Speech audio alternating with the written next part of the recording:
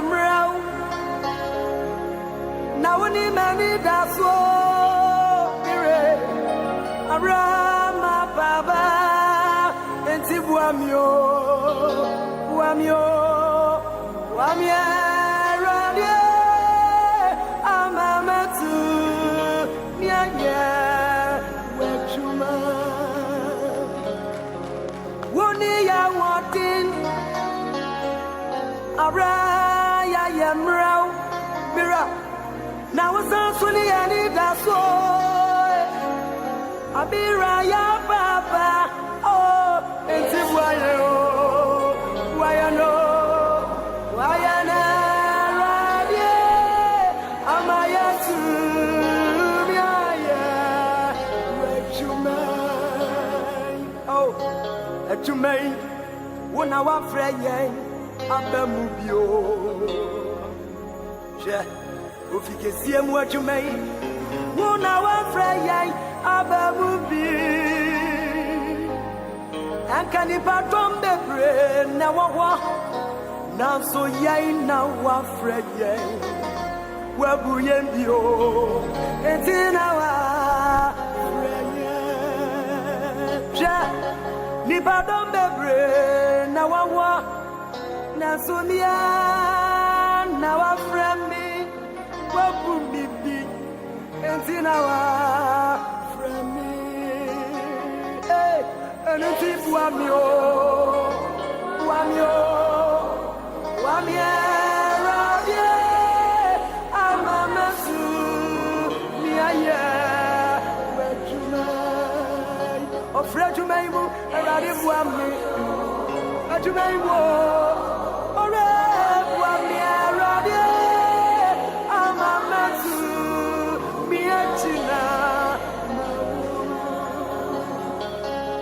Echumei, wona wafreye abamubio. Ofike sie mu echumei, wona wafreye abamubi.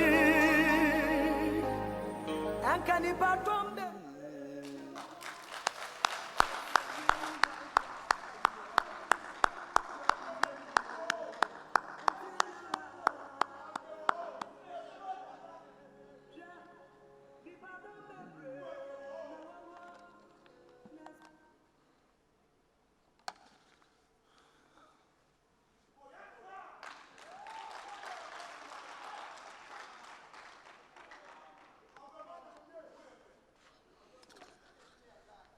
Thank you very much. That was a very powerful and moving song, and it inspires me to do God's work and rescue this nation. Members of the Council of Elders of our great party, the National Chairman, General Secretary, and all members of the National Executive Committee, the Honorable Minority Leader, our former Speaker of Parliament, our great regional chairman, all assembled here, chairman of our National Campaign Committee, my friend and brother Joshua Labi, who is responsible for a lot of the wonderful work you see on this campus. Well done. And most of all, my capable and elegant Professor Nana Jane Opoku-Agyeman, all our party supporters across the length and breadth of our country watching this program, and indeed all our citizens and compatriots who are in your homes or wherever you are watching us. I say good evening and may God richly bless you. Ladies and gentlemen, thank you very much for making time to join us from all over our beautiful country and across the world. Today, the National Democratic Congress, the NDC, is taking the country Ghana on yet another positive and progressive journey. 2 weeks ago, in compliance with the constitution of the NDC, I announce to the Council of Elders and the National Executive Committee my choice of Professor Nana Jane Opoku-Agyeman as running mate for the December 2020 presidential elections. I wish to thank our founder, President Jerry John Rawlings,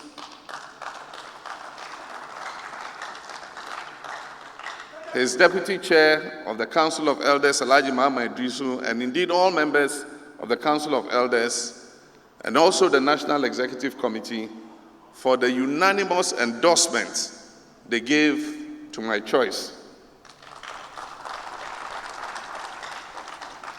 With Professor Nana Jane Opoku-Agyeman, I can say confidently that we have made the best choice for Ghana.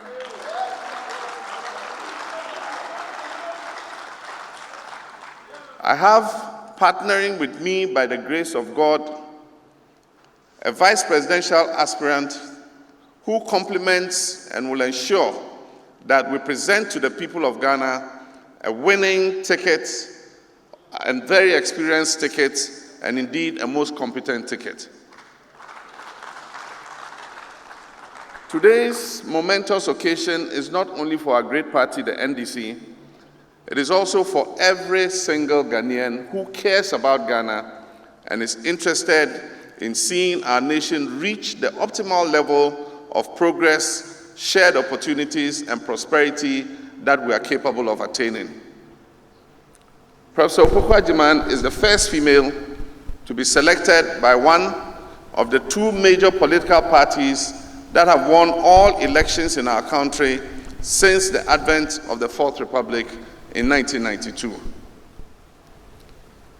Indeed, the NDC remains the most successful political party in the history of Ghana.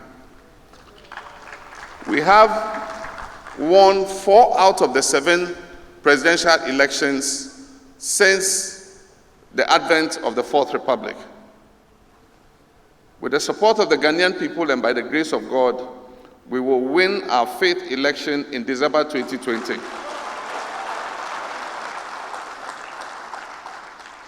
To bring development to all our citizens in every corner of Ghana and to advance social justice. The choice of Professor Opoku-Agyeman is over and above affirmative action because she is more than qualified to serve as Vice President of this country. She's a woman who has contributed to shattering the many glass ceilings that have held women down for generations by becoming the first female to lead and manage a public university in Ghana. As I described her in my statement following the announcement I made, she is God-fearing, a distinguished scholar, a conscientious public servant, and a role model. The NDC has a lot to show when it comes to putting women at the forefront of leadership. Women constitute about 50% of Ghana's population, and women form the majority of Ghana's workforce. They must lead in order to advance our nation's progress.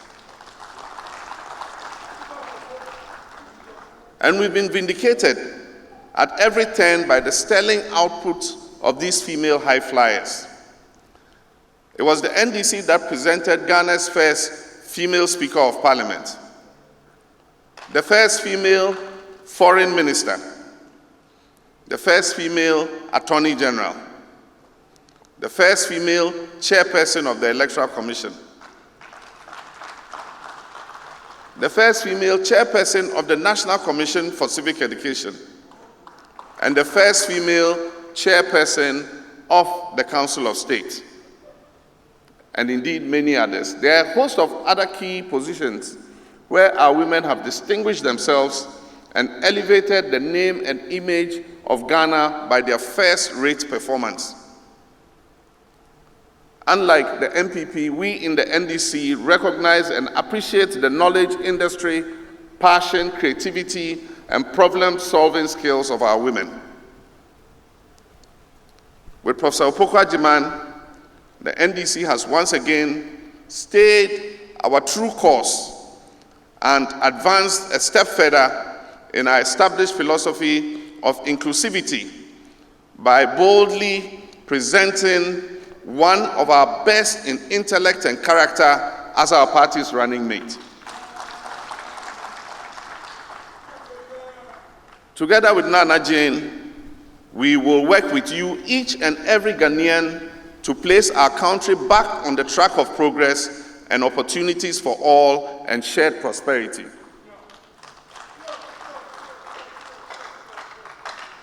This we will build on the foundation of social justice, self-belief, unity, integrity, transparency, and accountability. Working together with Nana Jane, a brilliant and accomplished woman, I have no doubt that God's grace will shine on us in the elections of December 2020. I'm convinced that with her zeal for service and her unquestionable integrity, she will greatly impact the developmental focus of our activities as a party and when we come into government. She has already begun her policy briefings sessions as incoming Vice President, ready and willing to work hard for Ghanaians. Nana's impeccable record is endless, and her reach across various sectors is overwhelmingly impressive. For example, I was glad when one of her sterling contributions to academia and healthcare as my Minister for Education was announced to have sequenced the genome of the virus which causes coronavirus disease. And I'm referring to the establishment of the West African Center for Cell Biology of Infectious Pathogens. Many people do not know that she led the creation of that institution.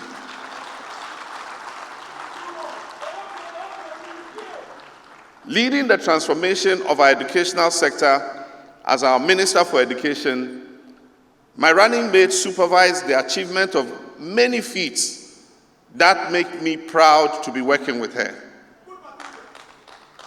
She converted polytechnics into fully fledged technical universities, and she supervised the upgrading of the colleges of education into tertiary institutions and led the negotiations that secured the World Bank funding for the flagship Secondary Education Improvement Program, SAPE, that saw the major upgrading of facilities in senior high schools and the construction of 23 community-day senior high schools. For most of you who remember that facility, it had to do, you remember in Parliament it was called was it Tampax facility or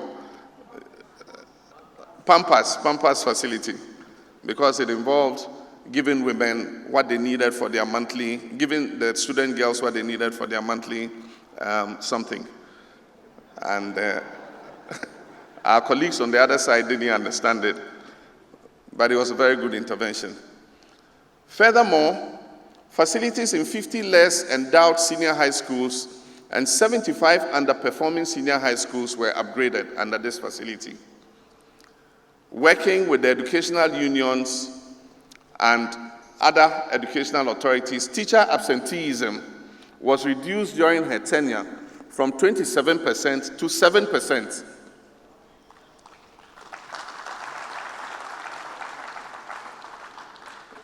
Nana also improved the quality of basic education, which resulted in Ghana's all-time best BECE performance.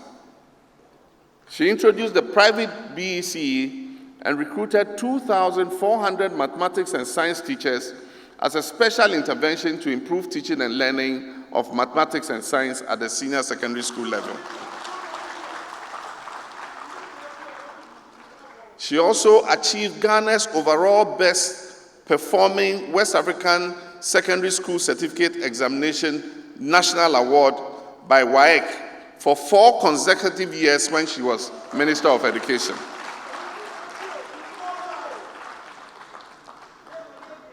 During the period of her tenure at the Ministry of Education, she engaged more than 40,000 newly recruited teachers.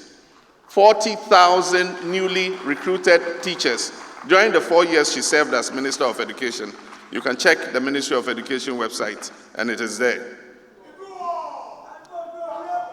As you will all recall, we abolished the quota system at the colleges of education, leading to an increase in enrollment from just 9,000 students to 15,400 students, and created more teaching opportunities for our youth. It was under Professor Opoku-Agyeman that teachers were automatically posted without national service and licensure examinations.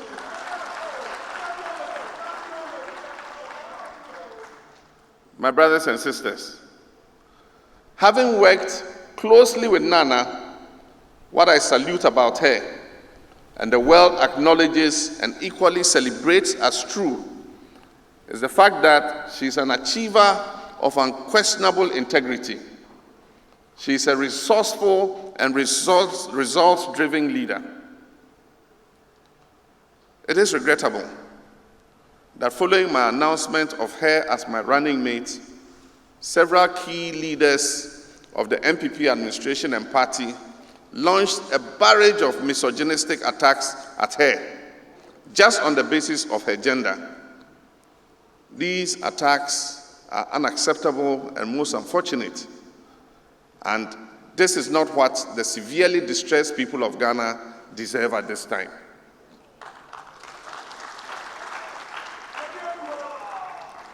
We surely can do better. Our politics has evolved into one of insults, intimidation, and unfortunately, in many cases, has become increasingly violent. This is anathema to the sustainability of the health and wealth of our republic, fought for, and won through the blood and toil of our forefathers. As servant leaders, we pledge to abide by the ethics of a clean campaign, devoid of insults. We shall present our message to the people of Ghana in a clear and succinct manner. We also pledge that our promises will be a sacred social contract that will be honored and not betrayed.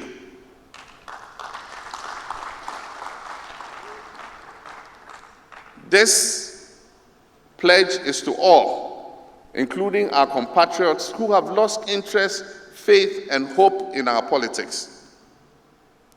We will change the face of our politics so that no one will be considered less Ghanaian or more Ghanaian than the other.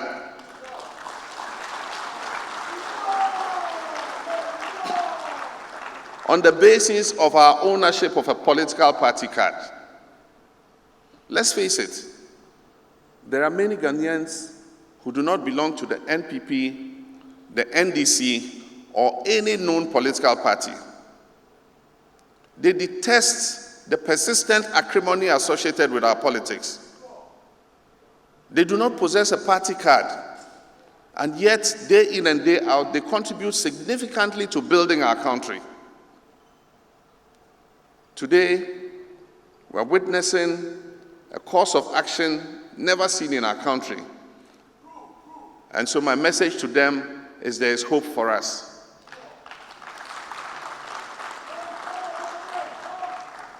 Indeed, the selection of Professor Opoku-Agyeman as our running mate is a demonstration of the many bold and progressive changes the next NDC administration that I will lead, inshallah, will embark upon.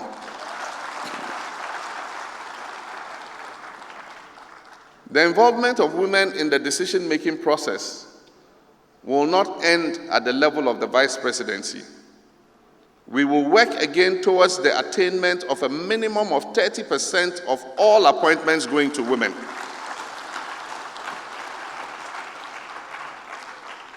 We have an opportunity in this election as Ghanaians to fully give meaning to gender equality and also to have a highly educated and disciplined woman placed in a critical position to influence policy and shape our nation's destiny.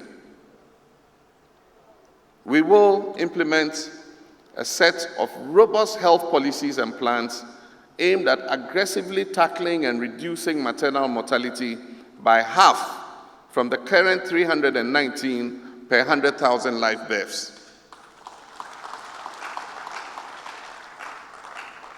We shall ensure female social economic improvement. We shall enact the spousal rights law, establish exclusive and secured shelters for abused women and children, and provide opportunities for all. Ladies and gentlemen, as a Social Democratic Party, we seek to harness the best qualities in all our people to transform the destiny of our nation. And in that direction, and as the fulcrum around which our health policy will evolve, we will, before the end of 2021, introduce and begin the implementation of a free primary health care plan.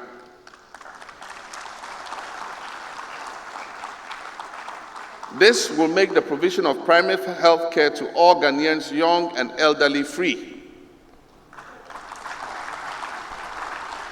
Our free health care plan will guarantee a healthy people and provide a healthy workforce needed to accelerate our development. My brothers and sisters, the 2020 elections will be a referendum on the 4 years of the Nana Akufo-Addo presidency. 4 years of nepotism, 4 years of corruption, 4 years of stagnation, 4 years of deliberately abandoning of badly needed social and economic infrastructure,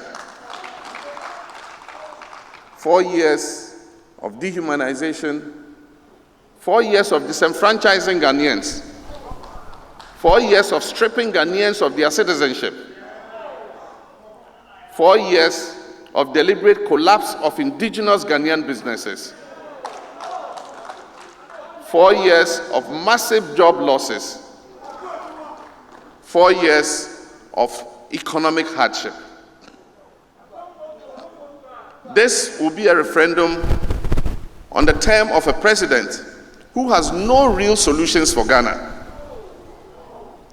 A president who is hell-bent on doing whatever it takes to stay in power, including against sound advice, replacing the very voters' register which brought him into office.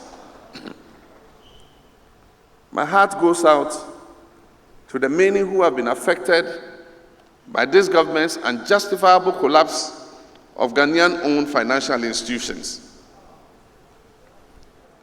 It is heart-wrenching to hear government officials justify the huge amount it is spending to manage the impact of the collapse of Ghanaian financial institutions, which they now put at a whopping 21 billion Ghana cedis.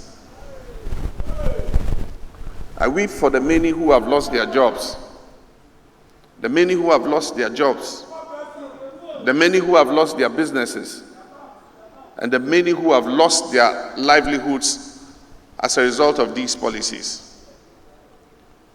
I pledge on behalf of the NDC that we shall, within 1 year of being in office, pay all funds that have been locked up with the collapsed financial institutions.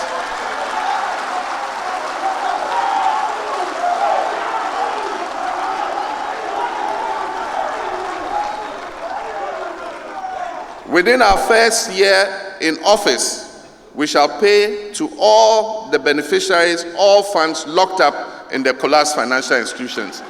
It is a promise.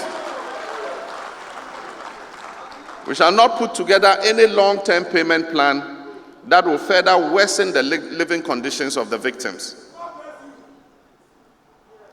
As has been introduced in other economies, the next NDC administration will establish a financial services authority that will be responsible for ensuring that consumer financial markets work for consumers and providers and for the economy as a whole. This financial services authority will oversee all financial products and services that are offered to consumers and will effectively and efficiently prevent and stop the challenges that have confronted customers of Men's Gold, DKM, and others. We will restore Ghanaian indigenous investment in the banking and financial sector.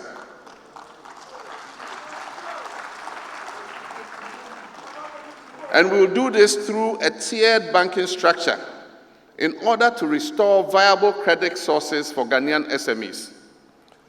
And we will make amends for those whose businesses were collapsed due to political victimization.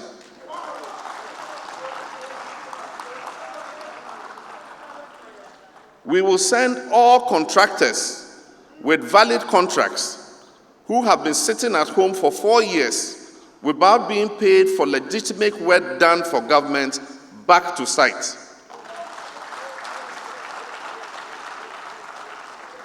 And we will make immediate arrangements to pay them their hard-earned monies deliberately withheld by the Nanado administration due to politics. Ladies and gentlemen, weak infrastructure does not propel growth and improvement in the quality of the lives of people. And this is precisely why my presidency took aggressive steps to develop and consolidate our healthcare infrastructure, our educational infrastructure, our transport infrastructure, and our digital infrastructure. This is how to build a resilient nation. Without creating and consolidating a developed infrastructure, no nation, and I say, can resist the global shocks that come from time to time. Just imagine for a second how Ghana would have been without the University of Ghana Medical Center.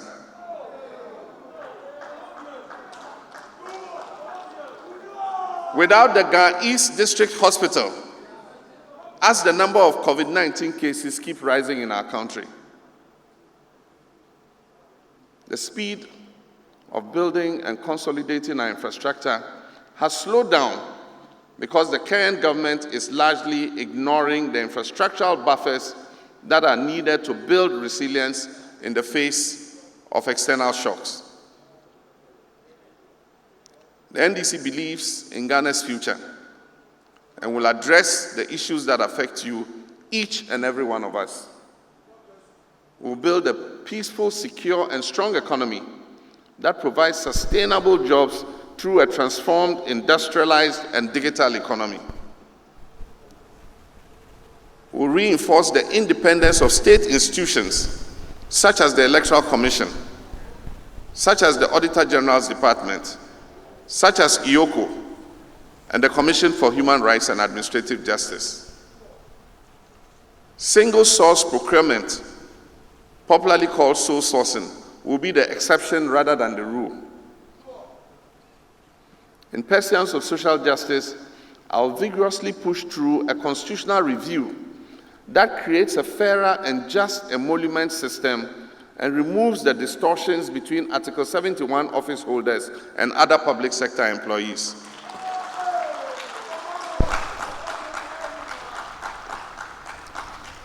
We will, as part of an Integrity for Development Action Plan, launch what I call Operation Sting. Operation Sting will be an anti-corruption crusade which under my watch will involve massive, far-reaching and practical government reform. It will be a ruthless system that fights against all corrupt political appointees and public sector workers. It will be a requirement for all who serve in my government to publish their assets declarations and have the same audited by the Auditor General. Of course, the elephantine size of government, consisting of 125 ministers or more, we have been burdened with over these last 4 years will be reduced drastically. And the savings that we will make from the emoluments of these reduced number of ministers and the privileges that they enjoy will be channeled towards rewarding assembly members to perform the function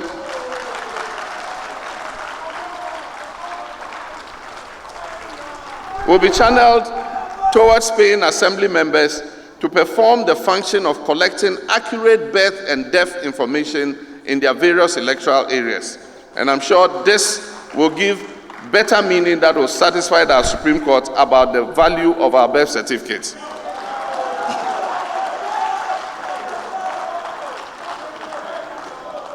My brothers and sisters, tonight is for my running mate and my vice presidential candidate.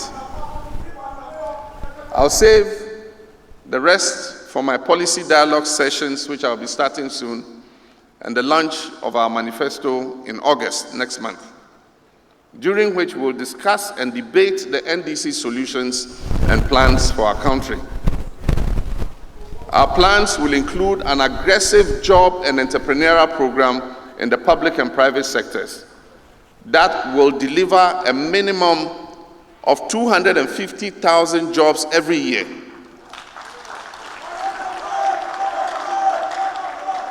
And a total of more than 1 million jobs across the country by the end of my term in office in 2024.